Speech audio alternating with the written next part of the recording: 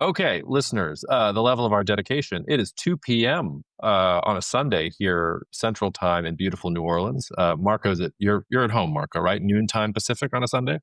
I am, yes. That is how much we care about you. So just so you know, that's how we're doing this. All right, we're gonna try and keep this a little bit tighter than normal. In part because if I don't get off of this in an hour, I'm going to be in trouble later with the big boss in the house. And we're also going to try. I mean, Marco and I do this generally, but we're going to try and stick to a couple of different segments and topics, and also away from markets. Anyway, so our first topic today, we're going to get into Russia, Ukraine, and Donald Trump and everything else. But we thought we would start with honestly something, Marco, that feels like the ghosts of Christmas past, which is the fact that Greece is going to repay its first bailout loans by 2031, which is 10 years ahead of schedule. If you are if you're not following along here, Greece was basically had to incur a bunch of debt because of the because of the sovereign debt crisis around 2009. And it looked like they weren't going to pay off all of their debt into something into the 2060s. You can find at least my name on pieces that are out there castigating the German government for such short-sighted behavior and forcing the Greeks to pay all of this debt over such a long period of time. And yet here is Greece, they're paying off their debt early. If you look at their markets are doing good. Greece in general looks like it's doing great. So the question I posed on Twitter, Marco, was, is this a lesson that the Germans were right, that austerity is good? Is it a lesson for something else? And maybe we could talk about what it means post 2008, 2009 financial crisis, what it means for the European Union, what it means for Greece, literally any direction we want to take. Yeah, I mean, first of all, the first direction I would want to take is that this is probably a welcome respite from tariffs and trade wars for everyone, including us. Including us. Yeah. God help us. So if you're out there waiting for an update on trade wars, I think you should just, subscribe to the White House X account. Truth, the truth account, not the X Oh, account. sorry, yes. Don't mind us on this. I mean, so I think it's great. I think, Jacob, one of the things I really like about you is that you always kind of pick an interesting news item for us to talk about. And what is there to learn from this? I think there's a number of things to learn. First of all, I think mathematically speaking, austerity is a solved problem in that I do think it was a mistake. So imposing deep austerity on Greece and some of the other Southern European countries was a mistake because, economist Richard Koo has written plenty of this. This is not my view, but it's like mathematical certainty that when you generate more GDP growth, your debt to GDP declines faster. That's obvious. You divide debt by GDP. And so the correct move after the 2008 great financial crisis would have been to actually stimulate as if there was a pandemic going on, because it would have accelerated the pace at which the private sector, i.e., households, corporates, everybody, would have gotten out of their debt spiral. And the reason that no country really does this in the moment is not because they don't know math. It's because moral hazard is the main issue. So in the case of the 2008 great financial crisis, the reason the Tea Party got so much popular support at the time in the United States is that somebody had to pay for the society being naughty. And by the way, everybody was naughty at different levels, like whether it was the credit rating agencies, bankers, real estate, agents, whether that was, households who were buying homes they probably couldn't afford.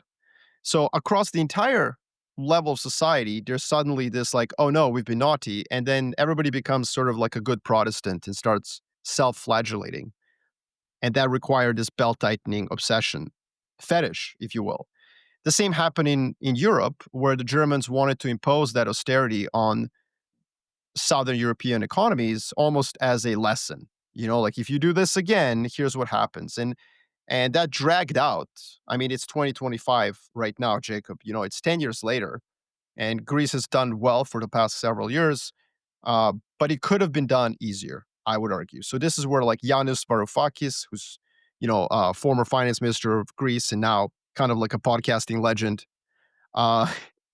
also obviously Richard Koo, many argue this. putting that aside, so I don't think that the fact that they're going to repay it earlier is a vindication of austerity. I think we could have solved the great financial crisis and the secular stagnation that followed it much faster. And then this is a truth. This is objectively true. That said, the lesson I take from this, Jacob, is how bad linear thinking is when it comes to politics, geopolitics, economics.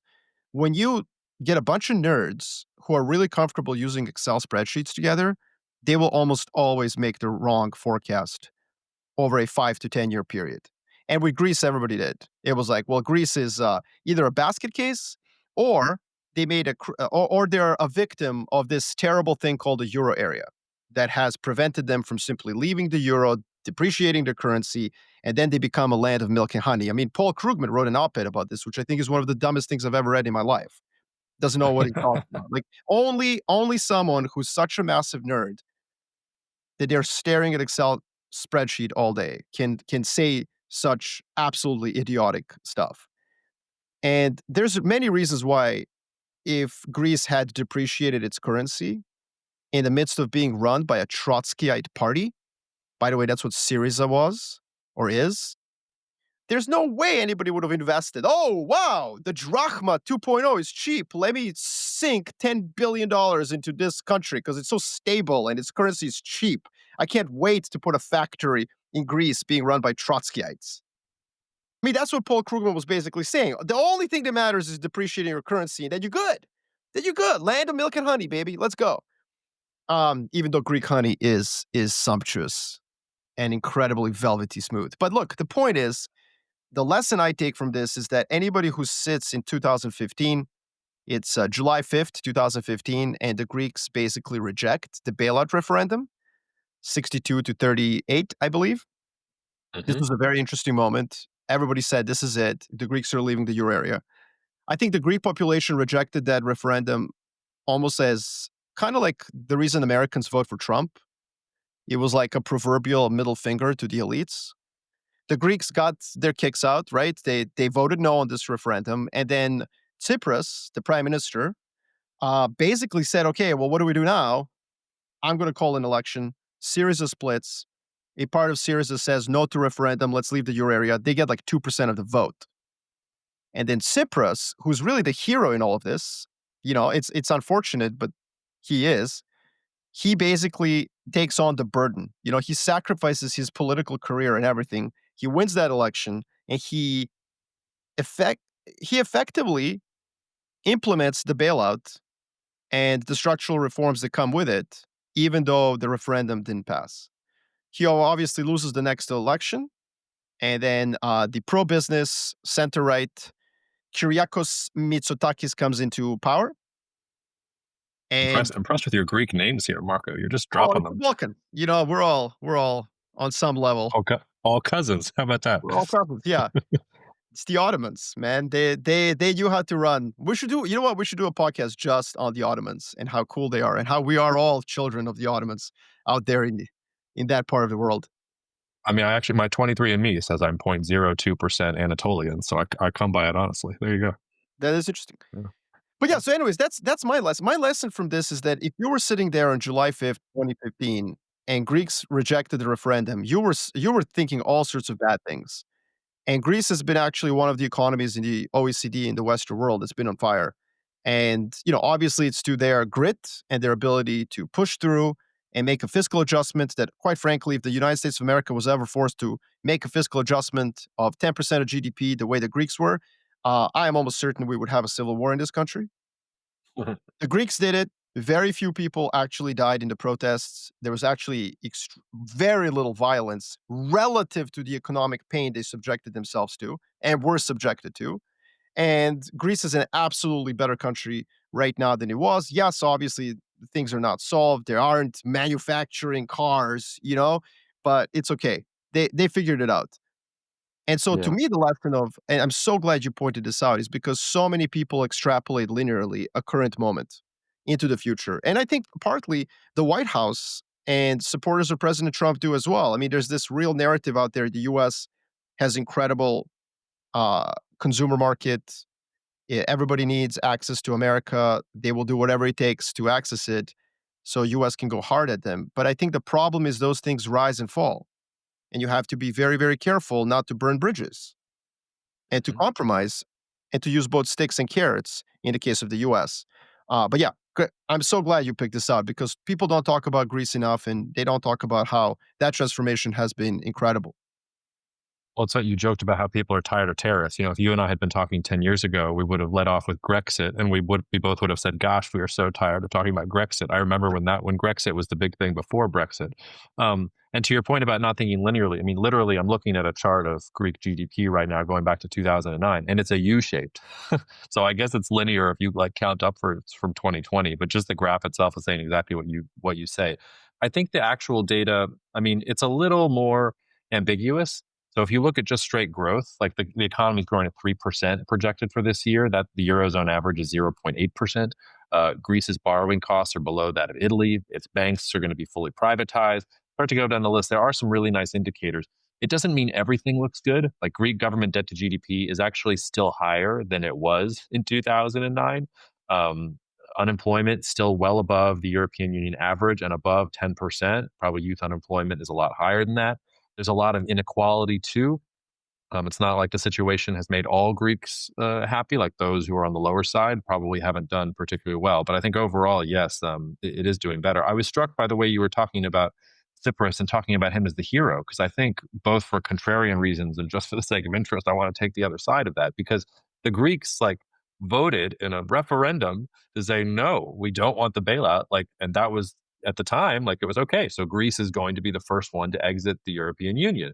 And then all of these political machinations later, a Greek government basically says, okay, we're not going to listen to the voice of the people in the birthplace of democracy. We're going to do this because this is what's better for Greece in the long run. And I want to like put it to you that does that mean in your logic that if David Cameron was a heroic politician, that he should have seen the Brexit result and said, JK, guys, like this was just for y'all to blow off some steam, but there's no effing way that we're leaving the European Union. That's going to be worse for Great Britain in the long run. And if you want to like put me on a cross of the Brussels for it, then fine. Like I'll take it. Like that would have been real leadership. So tell me how you react to that pushback. So the reason that I would say here's the pushback. Yeah, David Cameron could have done that.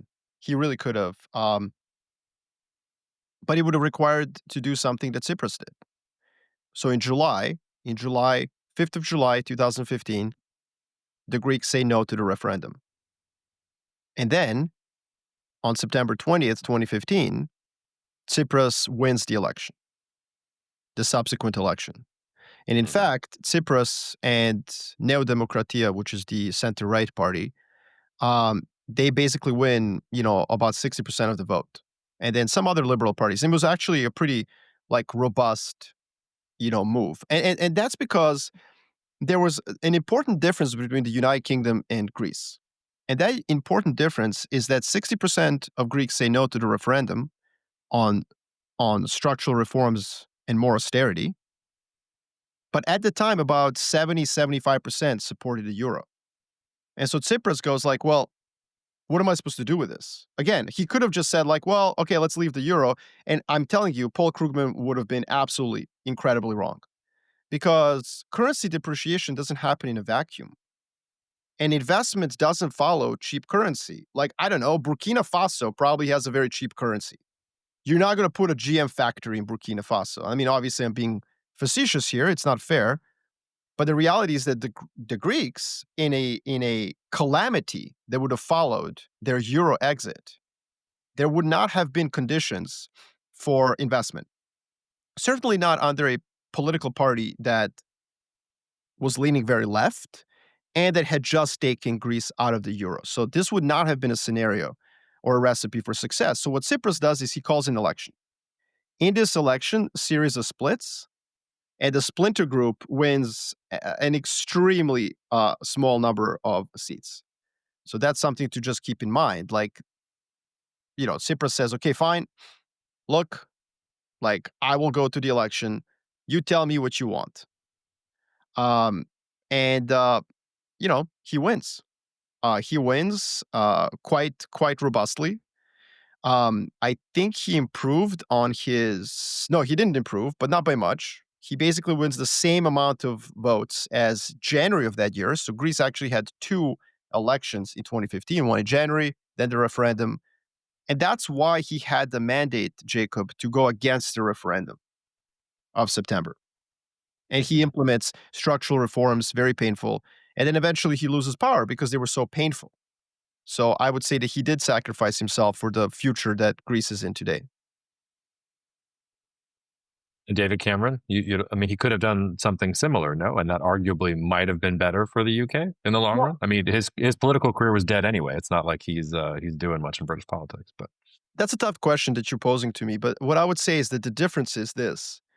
What the Greeks did in 2015 is they voted against the pain that was required for them to stay in the euro area, which they wanted.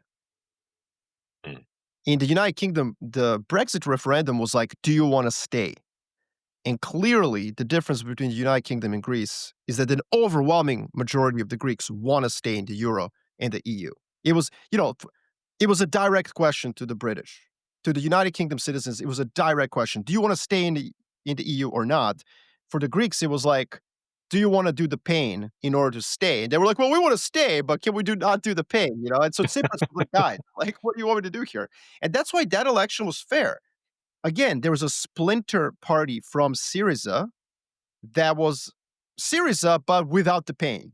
And the Greeks gave them like no percent, like they won no seats. I mean, they won very small percentage of the subsequent election. So the election was democracy in work. 2 months after the Greeks said no to the referendum, there was another moment of democracy. And one thing that I want to say is that in the United States of America and in the Anglo-Saxon world in general, there was this real mean, simplistic, glib, insulting way of treating the Greeks. It was like, there was this like kind of like fake empathy with the Greeks. It was fake because it was like, oh, the Europeans are just crushing them by keeping them in the euro and the EU. If only the Greeks had the freedom to leave. And again, first of all, that's a dumb argument, anyways. But the second of all, nobody ever looked at the polling and said, well, why are Greeks then at 60, 65, 70% supporting the euro and the EU? And if you come from Greece or if you come from the Balkans, you know exactly why. Because the difference between Greece and Serbia or Albania or Macedonia or any other countries in the Western Balkans, the difference is their membership card. And the Greeks know it. They know it. That is a huge, once you get in that club, you don't give it up because it's tough. And I think the Anglo-Saxon world, including the liberals like Paul Krugman, just had this real insulting, like, oh, they're morons, or like the Germans are evil. Like, no, the Greeks want to stay.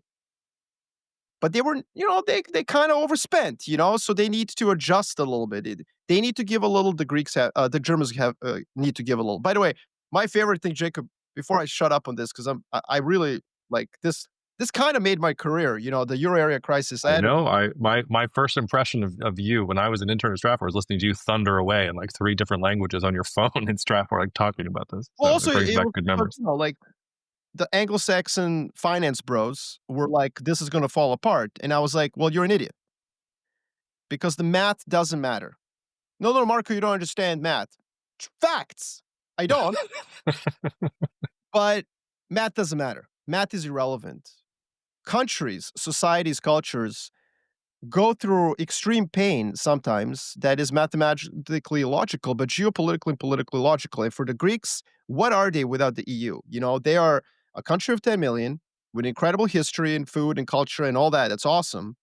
But they are facing off against Turkey next door.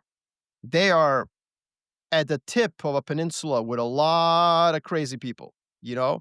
So like for them, this was really, really important. And one of the things that's very interesting, Jacob, there's this thing called the Eurobarometer. It's a great data set. I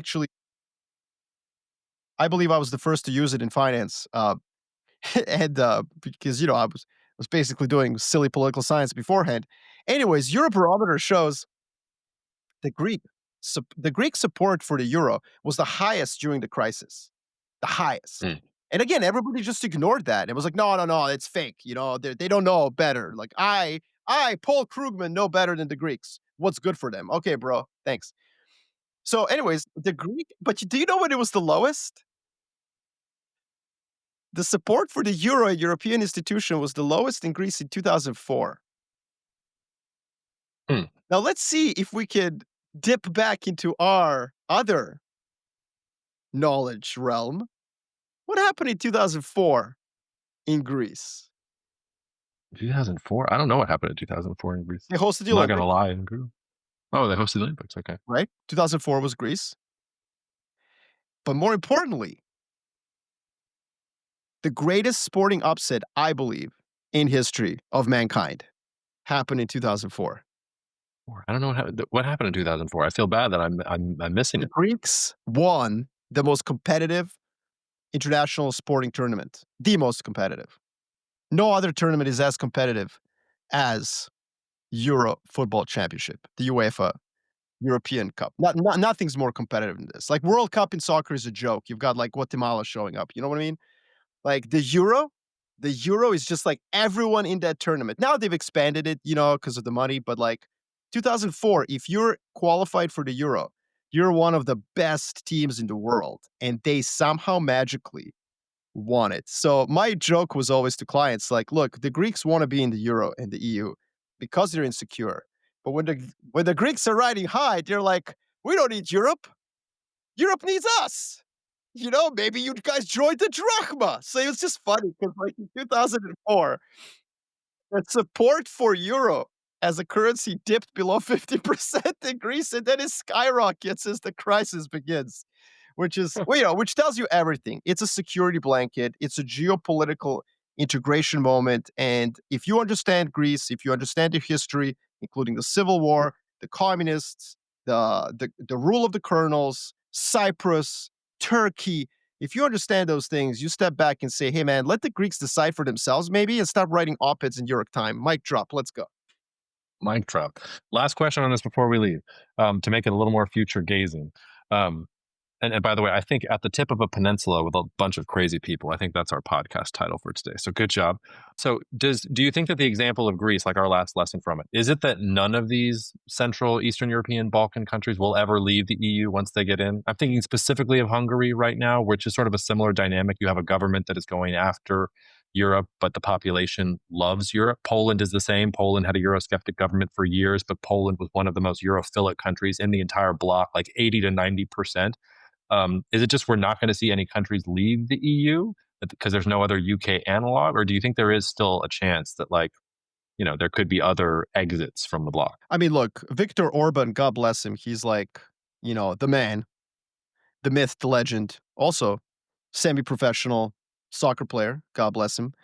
Um, but like the Europeans are just dumb. They should call every one of his bluffs. There's no way in hell Hungary is going to leave the European Union. None. Zero. Like, no, zero. Like, hey, Victor, if you disagree, let's go. Come on the podcast and we'll like break down the numbers for you. Same with Poland. And I think that oftentimes, again, in the Anglo-Saxon world, Euroscepticism is seen as in binary terms. You Mhm. either want to be in the EU or you want to be out. But there is this Charles de Gaullian Euroscepticism, which people should be educated about. This was the French president, obviously, the founder of the Fifth Republic, who was Eurosceptic. He was Eurosceptic, but he was Eurosceptic because he didn't like bureaucracy being created, a new layer of government above the French government, above the Mhm. West German or Italian or Dutch.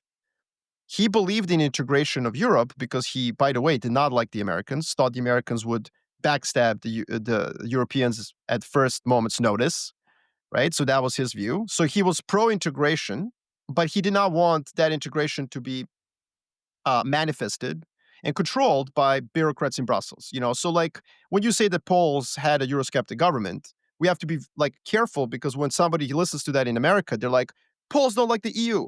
The Hungarians don't like the EU. Yeah. Calm down, settle down.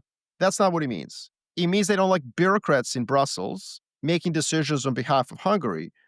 And that means that someone like Viktor Orban is okay if the EU makes a decision that goes against Hungarian interests, but he wants it to be done at that government level where like different countries in the EU make a decision together. And this, again, this is very difficult for many Americans to understand mentally because our frame of reference is the United States of America, which is a federal entity. There's like a federal government that can show up in your State, you want to discriminate against black people? Cool story, bro. Here's some military to like solve that problem, right? So that's a federal country. That's the United States of America. In the European Union, and in the future, what I think is going to become a confederal state, it's going to be the Swiss model, where the federal government has very little power, and it's the cantons of Switzerland. They have incredible power, even over immigration in some cases. Like how you become a Swiss citizen depends on where you live. You fulfill some Swiss conditions, some federal conditions, and then you have to complete some cantonal conditions. Some cantons have your village vote on you, like Jacob Shapiro. Like, do you vote for him to become a Swiss citizen? Like, and your neighbor's literally like, no, I don't like him because he puts the trash out on the wrong day. Like, screw him. He's not Swiss enough. No, And it's because my last name is Shapiro. But okay, go on. I mean, it could be it, but believe me, Popish would be more of a problem, buddy. Your tribe is not always the most hated everywhere. But Yeah, anyways, I'd put my tribes up there against any other tribe in terms of who gets hated the most. But that's fair. I mean, it's fair. I think you win in 80% of the countries. But listen, here's my point about all It's this. it's it's like that. It's like that Dave Chappelle joke where it's like, Jews and blacks are getting into a fight about who suffered more, and the blacks are talking about slavery, and then the Jew is like, "What about Egypt?" And he's like, "Egypt? I didn't know we were going all the way back to Egypt. My God, man." Okay, sorry. Go ahead.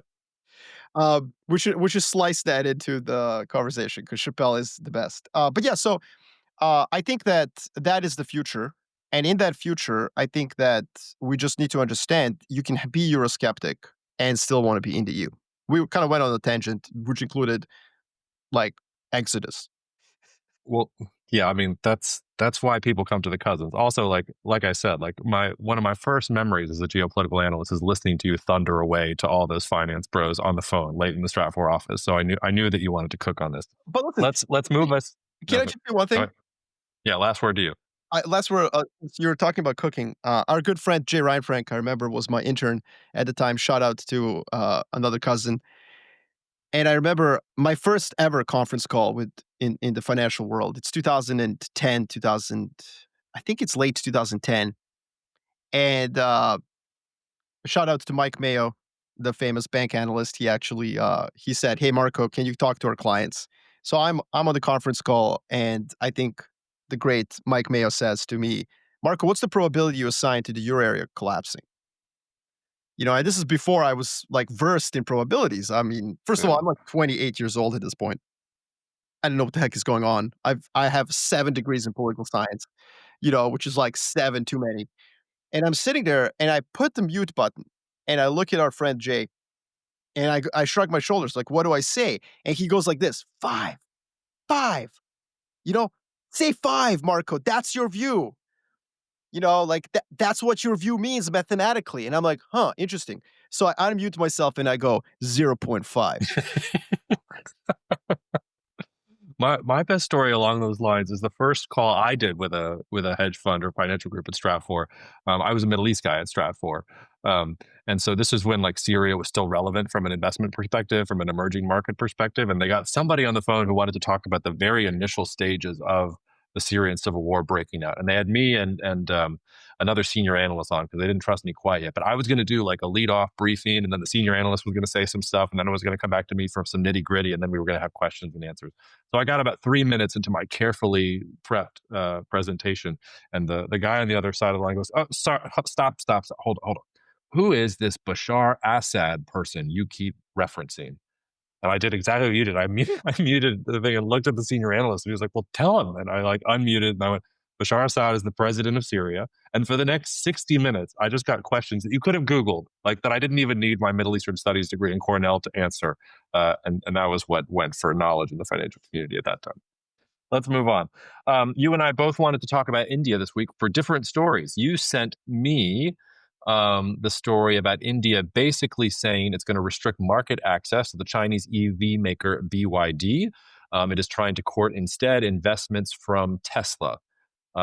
India had already rejected a $1 billion investment proposal from BYD last year, and also another Chinese car maker. This is the greatest car maker company name ever. The Great Wall Motor Company Yeah. exited India last year after failing to secure different regulatory clearances. So that's one. The story that caught my eye about India was that the European Union wants India to eliminate tariffs on all car imports under a long pending, and when I say long pending, I mean like 10 plus years trade deal between the European Union and India. And it looks like the Indian government is willing to at least talk about it. Now, they haven't said that they're going to eliminate them, and apparently says they're open to a phased reduction of 100% to 10%. That's not the important thing. The important thing is the Indians are open for business. They're saying, well, yes, we might actually consider cutting our tariff on EU cars by up to 90% if you're interested in concluding this free trade agreement that we've held up for the last 10 years. Everybody was, the mainstream, I think, was focused on the EU and China, EU talking about slashing tariffs on Chinese EVs coming in to the European Union. But earlier in the week, you had this news about Europe negotiating with India about this, which I thought was super important. I'll let you have the first word on this, but I think in both ways it goes to the story. It goes to the story about Europe. It tells us things about India. It tells us things about China. Like it's a really nice sort of story that puts a lot of different things together. On one hand, India seems to be currying favor with the US by rejecting offers from Chinese investment that, in kind of a all other things being equal terms, are probably better for India than Tesla. Right? So if Tesla shows up in India and starts building cars, the problem is there won't be a domestic market for it. Not really. Whereas BYD, given how cheap their cars are, I think there would be. So it's interesting that they, on one hand, you can see them kind of currying favor with the US and saying like, look, we're going to say no to China. Let's deal. And they can always come back to BYD after this kind of thing passes over with Trump. So why irk him? On the other hand, they're also negotiating a trade deal with Europe. So what this tells me is that there's a very non-linear outcome. Like that word again, right? We started with Greece. Mm-hmm. Be very careful in projecting the end of globalization. Be very careful about it. Because there could be a race to the bottom with tariffs now, actually. All these countries trying to outmaneuver the US, trying to find new markets, new customers. Mm-hmm. If America's closed for business, okay, cool. That's too bad. That's sad. It's a very large market. But let's go find something else. And so I think that's kind of how to think about this. It's almost like a race now. Who's going to lower tariffs on each other faster? And I think that that's why it's very dangerous to project the current moment and say we're in the 1930s. I think 12, 18 Mm-hmm. months from now, global tariffs may actually be the same or even lower in the aggregate. Obviously, American tariffs are probably going to be higher, but in the aggregate, you could actually have this interesting effect, depending on obviously what India and China do, because they're such big markets. But if they actually move towards punishing the US in a way by giving other, like Japan, South Korea, Europe, like better trade deals, you could have a really idiosyncratic, unexpected outcome. I think it's important also for the future of India because I mean relative to other markets, I think it's like 2.5% for the US, 10% for Germany, 25% for China. I think I have those numbers correct. How much for It's China? 100. I believe it's 25% in terms of barriers for entry for Oh, electric vehicle production in those countries. But India, it's 100%, and it's 100%, and it's also India, has protected its domestic car makers to their own detriment. Like India is not competitive in a lot of these different areas on the lower end of the manufacturing scale because you've got these big, either state-owned or state-backed conglomerates that the Indian government has been interested in protecting. And to your point about linearity, if you were thinking linearly about the future of globalization, India should have taken over the baton from China. Like China took over the baton from the Asian Tigers from Japan. Like there should have been a baton that was continuing to get passed to the next big market that was going to have its sort of economic miracle. And India, in some ways, had before Brexit and before Trump and Xi and the rise of protectionism and deglobalization, India already wasn't playing that game, and Modi's just sort of doubled and tripled down on that. So I think also if you're thinking about the future of India itself, it would be it would be a really positive thing if what you're talking about, the global race maybe to lower tariffs, forced India to say, look, we can't support these state-owned companies in this current economic climate. We need to welcome in this outside investment. We need some of this to get rid of some of this protection. I think it also puts India in a really interesting position because it's almost like they're the prettiest girl at the dance. Like the Trump administration has talked about the same thing with India, about lowering these barriers so that Tesla and other American auto manufacturers can go into India. China wants to do that in India. Europe wants to sell into that market. I mean, can India just look at all three of them and say yes to all three? Does it say yes to one, maybe to the other, and I want more concessions from the third? Like it's an interesting menu of choices that they have right now, and not a whole lot of like countries have the major poles of the global economy coming to them and being like, hey, take our investment, or hey, lower our tariffs and we'll sweeten the pot. Like it's a really nice place for them to be. Yeah, I don't have anything to disagree with. I think you were right about everything. One of the things that I'm really, really convinced is when you say that, the Indians have protected their car industry, and great job. You have a car industry. I mean, I'm not saying that in a funny way or ironic way. Like they protected their industry and they got one. And that's when you protect your industries. Let's just be very clear. You protect your industries when they're nascent, when they're starting. But once you start to want to compete globally, you can't protect your industry for two reasons. If you do, then the rest of the world will protect their against you. Like that's that reciprocity in action. You can't expect to have high tariffs in your country, but then the rest of the world to take in your exports. So, lesson number one for the Trump administration. But lesson number two is that if you want to actually innovate, you need competition. It doesn't have to be foreign.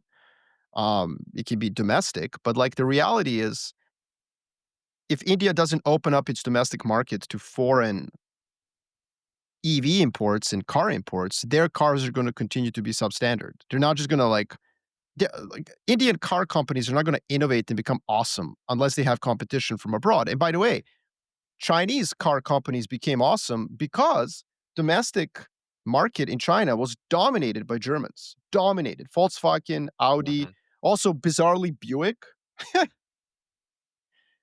Seriously.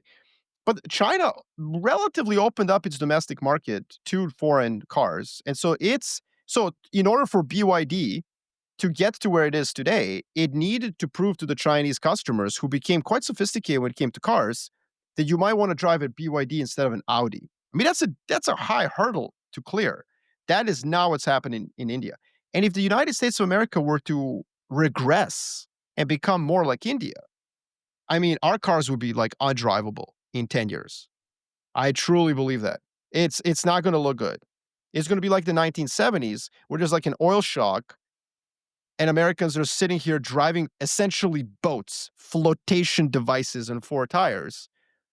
And everyone's like, wait, what is this nonsense? And then like Honda and Toyota are like, yo, here's a car that like fits, And then the car companies in the US get decimated. By the way, American car companies never actually recovered from that reality. They just all went and started building pickup trucks, which nobody in the rest of the world wants. And that's why I find it hilarious. Europeans have this idiotic tariff on American cars. I've said this before on this show. I'll say it again. Just lower it to zero. In fact, to curry favor with Trump, just give him a 10% rebate. Like if you buy an American car, European Union will give you 10% of the price in like cash. And no one will still buy an American car. It's funny you say that about pickup trucks. There was one market that was really desperate for pickup trucks in the 2010. It was ISIS, and even then the Americans couldn't break in. The ISIS guys were always driving Toyotas around the They were Syrian always and driving Iraqi Toyotas, desert. yes. They Always really had an Toyota. affinity for Toyota trucks. You're totally right.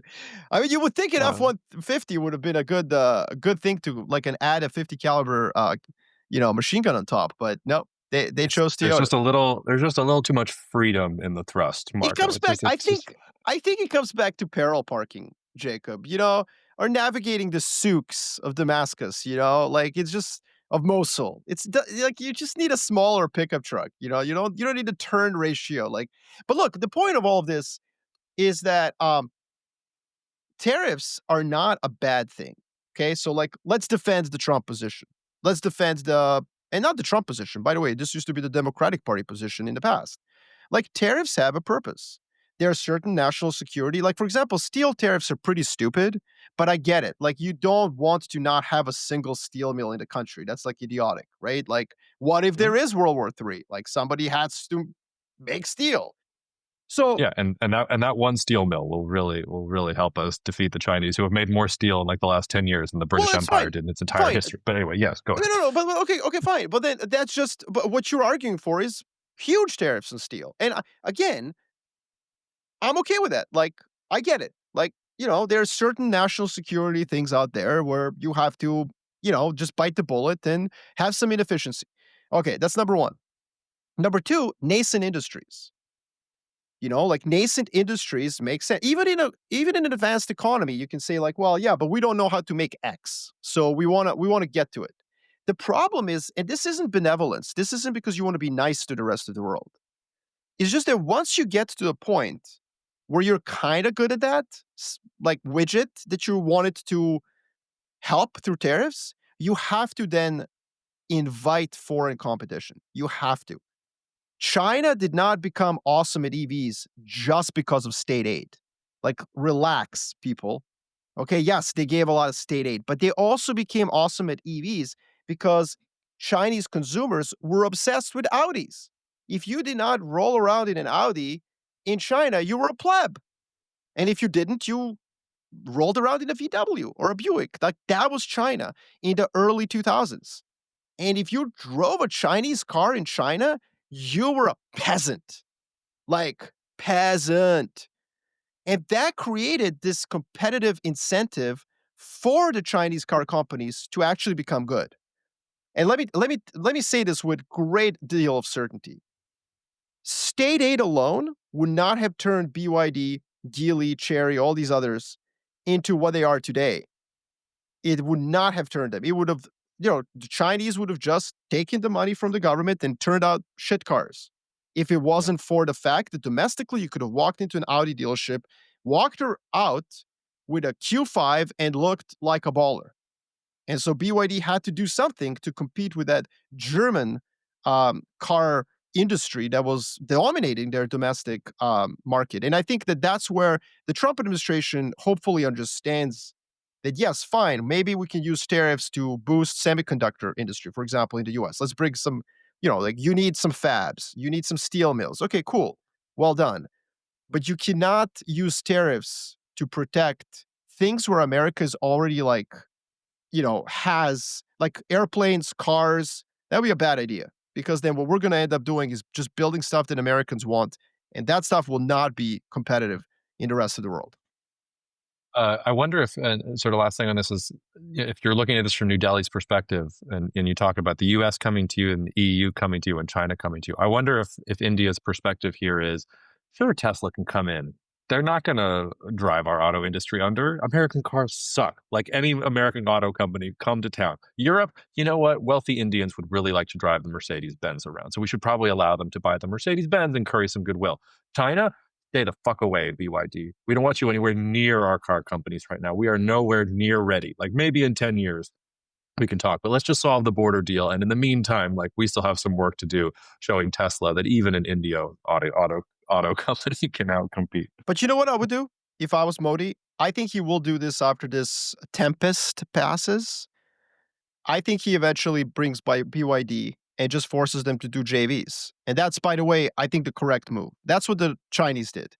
They said to Europeans, you can come here, but have a JV, teach our car companies how to build. So what I would do is if I was Modi, obviously make a deal with Trump first, you know, and then a couple of years later say, hey, BYD, come back. We're good now, but let's do it this way. You Yeah. teach Tata how to build really, really good EVs.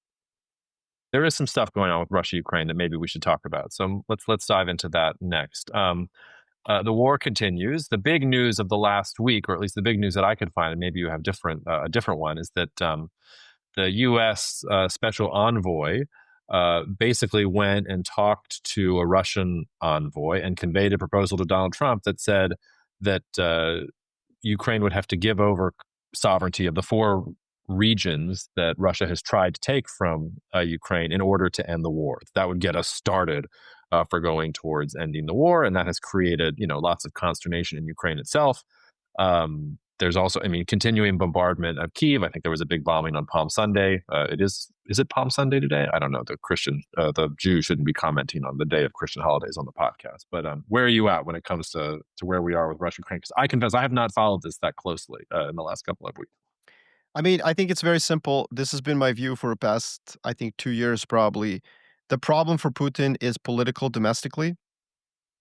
He has promised to annex all of Donbas, which includes the oblasts, the regions, the states of Luhansk, which is pretty much all conquered, and then Donetsk. The problem with Donetsk is that after essentially 9 years of war, sorry, 11 years of war, the most pro-Russian, Russian-speaking, Russian ethnic oblast in Ukraine has not been conquered by the Russians because they are actually terrible at war. Sorry, fans of Russia. But look at the map. Somehow magically, like honestly, this is one of the most shocking military puzzles of the last 100 years. The fact that the region, the oblast of Donetsk, has not been conquered by Putin. Mm-hmm. He needs that. And the problem is like this is where Trump kind of came too early, if you will.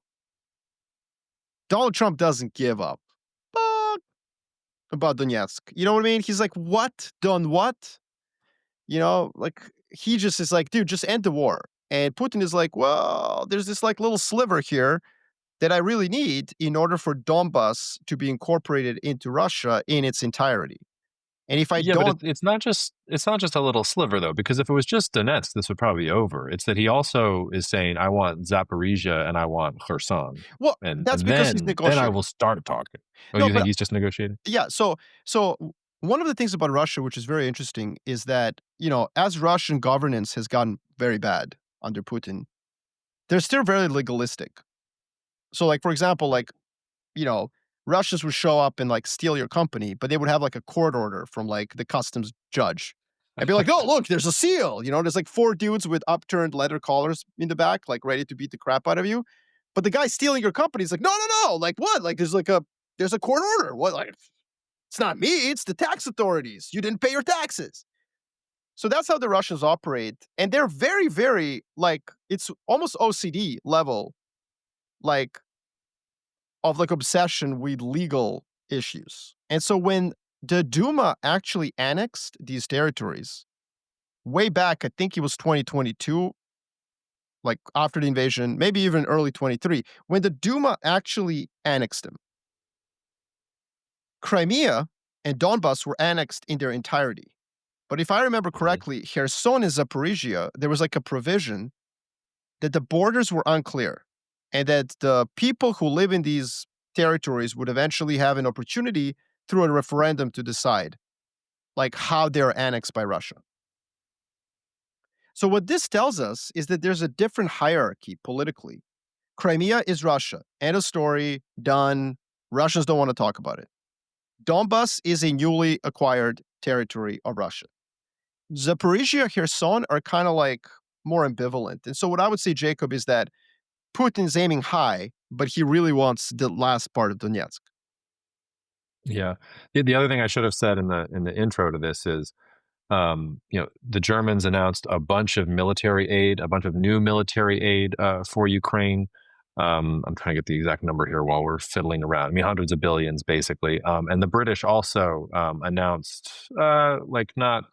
Did I say hundreds of billions? That's not exactly right. Hold on, let me get the exact number here. But basically, the Germans announced a bunch of aid for Ukraine going forward, and the Brits announced like another 500 million in terms of aid too. So, do you think that the Europeans are finally coming to bat for Ukraine? Do you think that this is just kind of symbolic? Like, how do you interpret the European I mean, response here so far? I think they always were coming to bat. This is like just incorrect to say Well, that. no, because there was a point last year at which the North Koreans had sent more artillery and ammunition to the Russians than Europe had in terms of their obligations. So like Europe was not meeting even like their relatively paltry promises to help back and fund Ukraine's defense. They were financing about half of it. I like it. Okay, Jacob, but not as much as the North Koreans in terms of their like they didn't need money. They needed like bullets and well, and yeah, rockets and artillery shells, and they weren't getting it.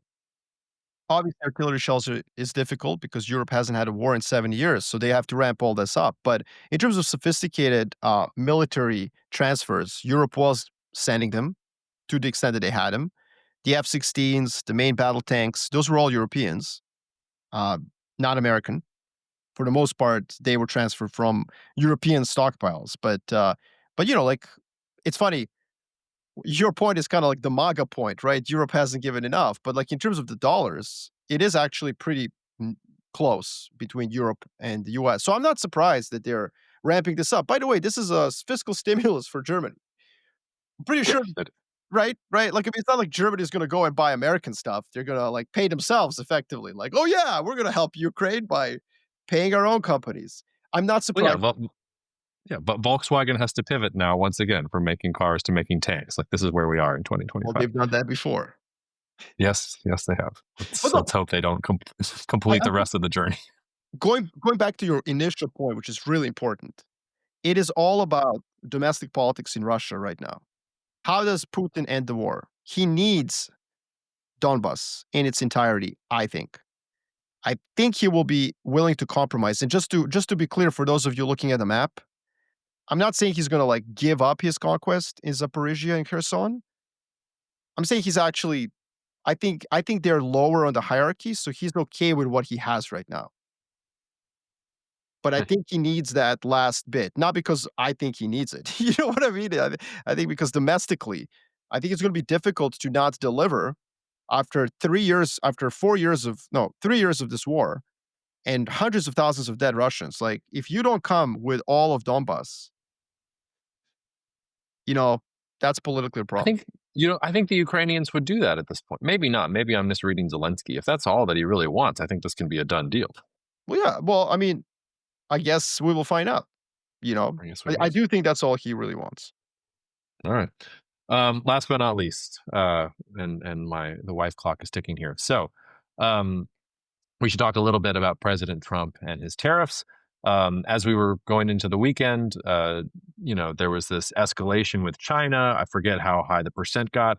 The Chinese eventually matched the reciprocal tariffs and also literally called them a joke and said that they would not retaliate any further. There were all the memes about, Trump's team just waiting for a phone call from Xi Jinping, that was all he really wanted. Should he text him again? Should he put on read receipts on the text? Like all these other things.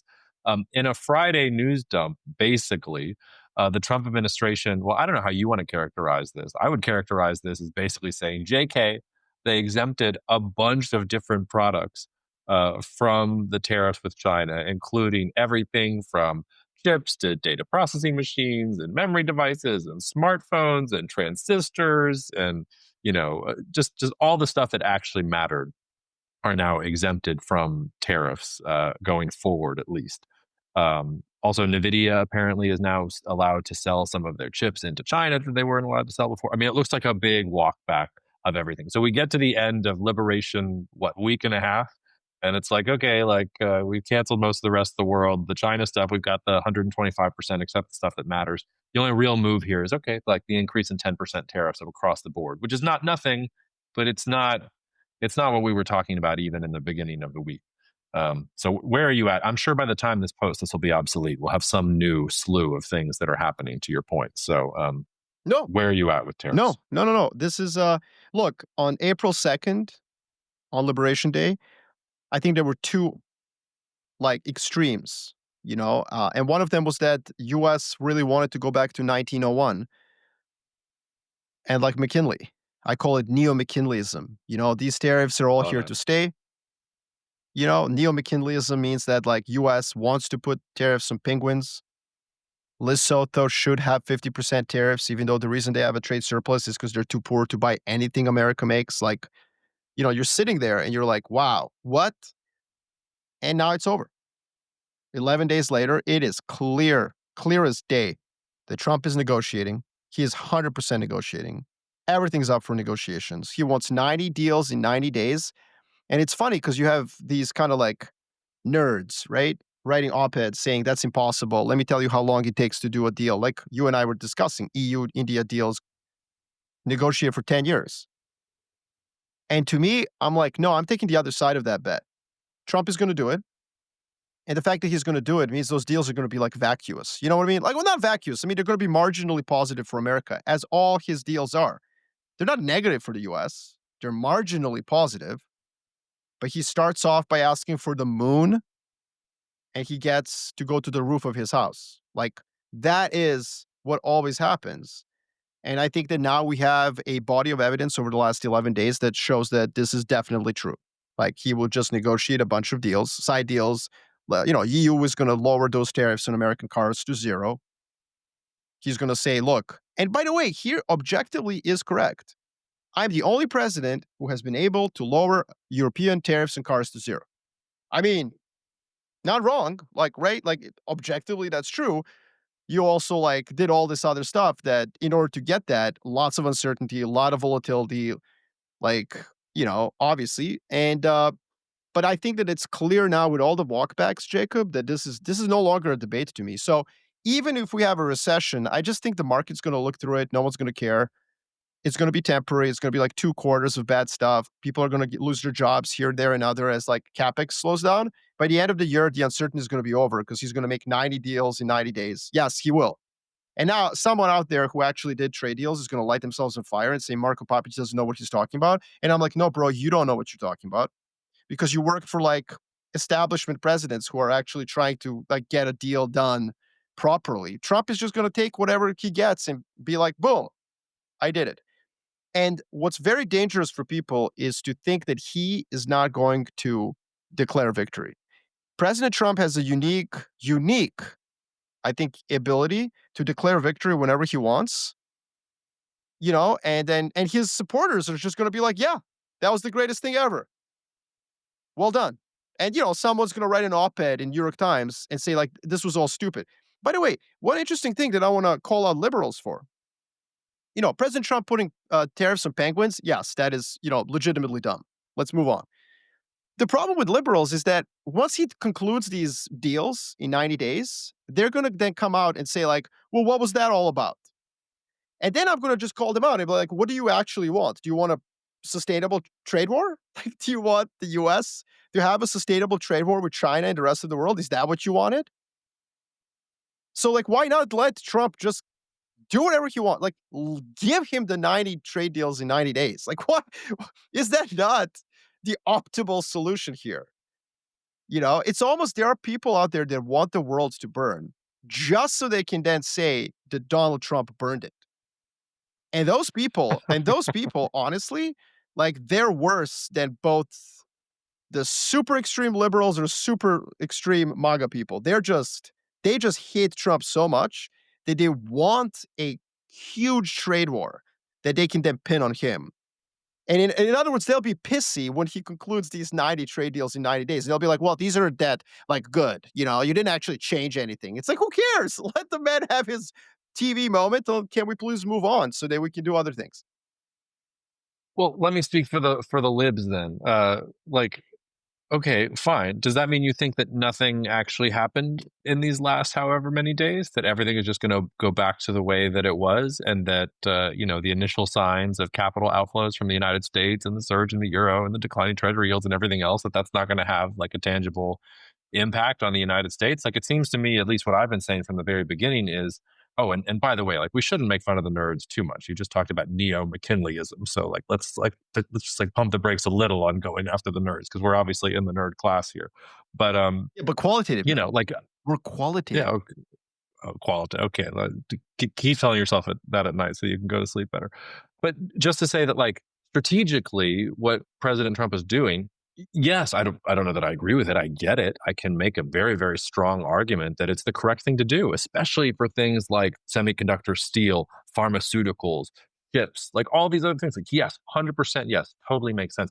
But the way that he's doing it, like, oh, 125%, oh, trade war, JK, like none of the actual important stuff. We're really just going to go after furniture and umbrellas. Like, it's on again, it's off again, it's Liberation Day, it's Unliberation Day. Like, all of this just makes people look at the United States and say, okay, we're not going to take you seriously. We're going to, like you said, we're going to go negotiate trade deals between ourselves as quickly as possible. We're going to take our cash out of the United States. We're going to turn our backs on you guys. And so when you have your deals with us down the road, like, you're not actually going to get anything for it. It's actually going to be worse from you. And this happened in the first term. The Trump administration wanted to renegotiate NAFTA. They did it. NAFTA probably needed a renegotiation. It was outdated in a lot of different ways.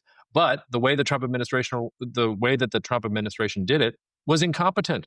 Trump relies entirely on his one-on-one machismo in order to get deals done. And NAFTA was this massive trade deal with lots of different working groups. You needed lots of really smart people in all of these nerdy rooms to make sure that all of the mechanisms were exactly right. So he got to the point where he got swindled. Like Mexico and Canada got the better of the United States in the USMCA. And now he's back and he's like, I want to redo it, and I'm going to redo it by, threatening tariffs here, and Canada sucks, and you're a 51st state. And it's like, why do we think the outcome's going to be No, any different? So, Ja- go take it. no, Jacob. Everything you said, I agree with, especially the part where you make U.S. less of an investment.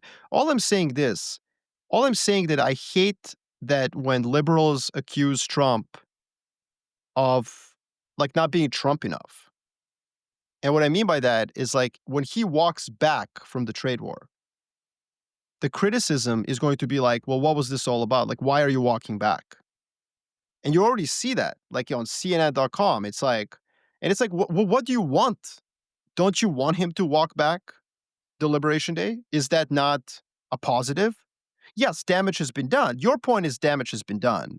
This was unnecessary, especially because Well, the and that walking it back is not getting you anything. Like you did if you're going to do the crazy routine, okay, fine, double down on the crazy. Go get a good deal. Don't like the week of the tariff escalation say, oh, on a Friday evening press release, like, just kidding. Like that's what I none of the think. important stuff.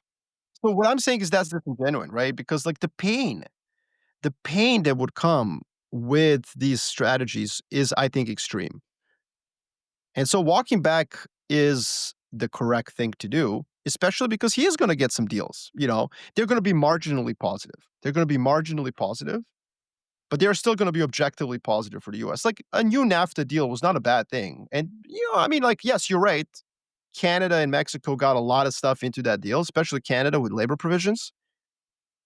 But Trump is such a chameleon that he's been now campaigning on those labor provisions throughout 2024, saying like this was the I know.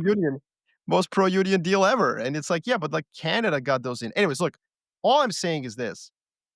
I just don't want to hear anyone start, criticizing Trump for walking back because that makes no sense to me. Like he has to walk back. The reason I find the argument sympathetic, or at least why I want to be one of the nerds in this case, is because it's not about like there's a Trump derangement version of this, and I hope I'm not going down that rabbit hole. It's more about consistency.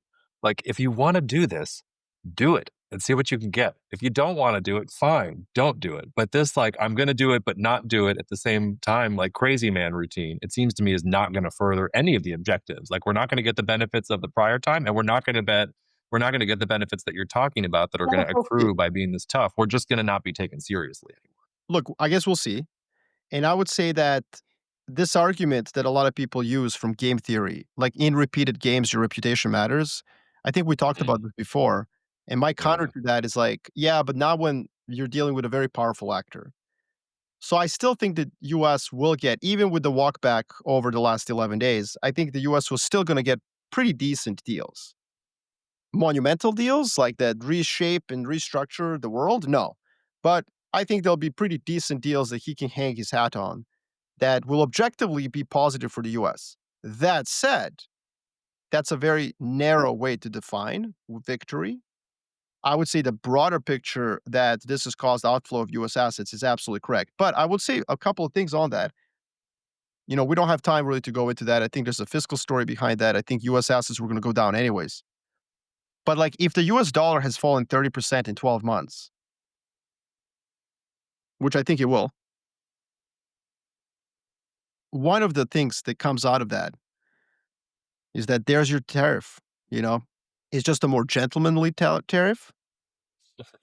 It means you've raised prices domestically on imports by 30%. You've made US exports much more competitive. It's a shot in the arm of US exports, manufacturing, and so on. While the reason I call it gentlemanly tariff is because it's not permanent, because everyone knows currencies go up and down. And so you effectively say to the rest of the world, it's our turn now to use competitive devaluation. You guys all did it after GFC, and they did, like not just Asian economies, but Europeans as well. The ECB kept like a 135 euro, like that every time the euro kissed 135, Mario Draghi would start like using open mouth operations to bring it down effectively, OMOs as we call them. The point is, if the end result here, Jacob, is what you're saying is like loss of capital and loss of confidence in the US, in some ways, it does at least accomplish that across the board tariff. But it's All right. dangerous. And I listen, I I wouldn't have done it. I wouldn't have done any of this. But as we discussed in a couple of podcasts ago, I think one of the things is maybe you and I wouldn't get that good price on a car, either. Um, I'm open-minded to see where this goes. I'm open-minded. Nonetheless, I mean, from an investment perspective, certainly, I think both you and I agree that next 5 years are not necessarily going to be the best time to be in American assets. Like that's pretty clear.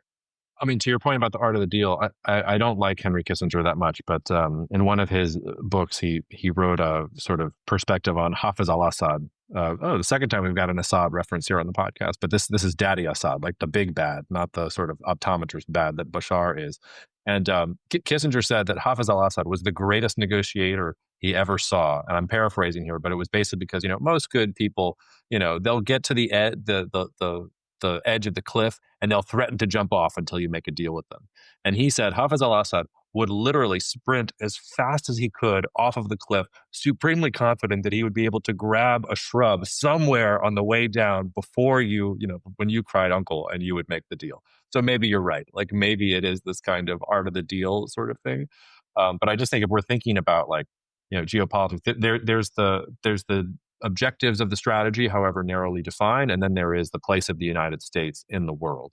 And maybe Trump narrowly advances the objective, but I Yes. don't think this is just a liberal thing. I think this is also a traditional conservative criticism of Trump walking things back after the convoluted way that he's rolled things out. Is you've embarrassed the United States and the world stage. No one is going to take this country and its future government serious. Maybe But they it's didn't already, but now they're going to be like, fuck off. We're going to go call India and talk about getting tariffs off of their thing. We're going to revamp this deal that we've put on ice for 10 years because we'd rather deal with India and Tata than we would with you. Yeah, I know. But we have to understand something. The US is not Italy. It's not even the United Kingdom. It is the United States, and it's not. It can't do whatever it wants. We're both on the same page, but like Nixon was kind of a asshole too, and so was He was, but Nixon believed we lived in a multipolar world where American power had already waned, and he was thinking about making moves in order to protect America's status, where there's nothing out of this Trump administration, except for one interview Marco Rubio did, yeah. that suggests to me this government realizes that their relative power has weakened and is Well, weakening by the week. and I agree with that. Like that's where the carrots have to come out. Like what I would say to President Trump right now is like, okay, cool, you've used a lot of sticks in the first 3 months. It's only been 3 months. Where are the carrots? How do you get the rest of the world to now like? But all I would say to you is like the walking back is not necessarily a sign of weakness. It's a sign of erratic policy. But it Yeah. is only 3 months, and so we need to see how that's done. Yeah. Because No. look, if this is 4 years of this back and forth, that I mean, even if it's 2 years of this back and forth, but if it's a 2025 thing and then we move on, the world will get over it. America's too big, like it's too big to just like be done with, right? So I think he has some time where he can kind of do this and like without permanently damaging relationship. But I think the Yeah. damage has already been done. In many ways, the damage has already been done. I agree with you. We talked about Canada as a milkshake with one straw in it, blah blah blah.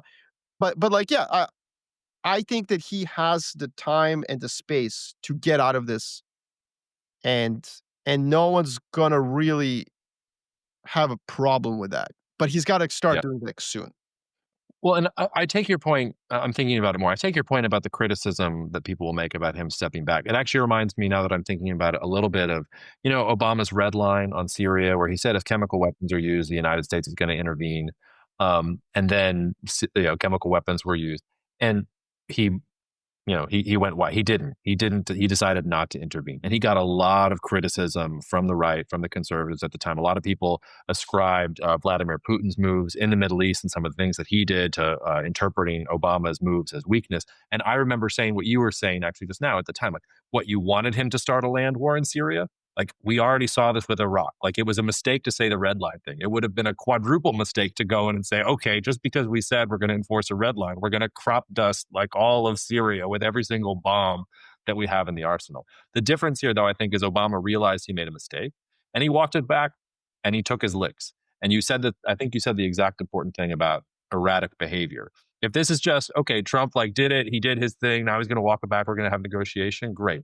It is just as likely that by the time this podcast publishes, it's 250% tariffs and it's on again, baby, because you didn't give me what I wanted. Xi Jinping didn't call me on time, and I'm really upset. I think that will happen. 3 months from now, there will be one of those things where he pulls the rug under his own negotiations, because he's always done that in every negotiation. To me, it's more like if this extends beyond September or October, that's a really bad mistake. He's got to wrap this up. So either we become 1901 neo-McKinleyist isolationist country, or he makes effectively pro-globalization deals. It's kind of like that. But he needs to wrap it up. I think you and I probably have different time horizons on which we will give Trump slack. I think you're more like, hey man, you got to wrap it up right now. I'm more like, I'll give until September, October for you to kind of toy with this neo-McKinleyism. But I'll tell you this, if we don't wrap this up right now, we're going to be in trouble with your wife. All right. Let's wrap it there then, and we will see you all whenever the next time is. Probably by Tuesday at this rate, at the rate things are going. Well, yeah, hopefully not. Hopefully all not. Right. Yeah. I could use a normal week. All right. Bye.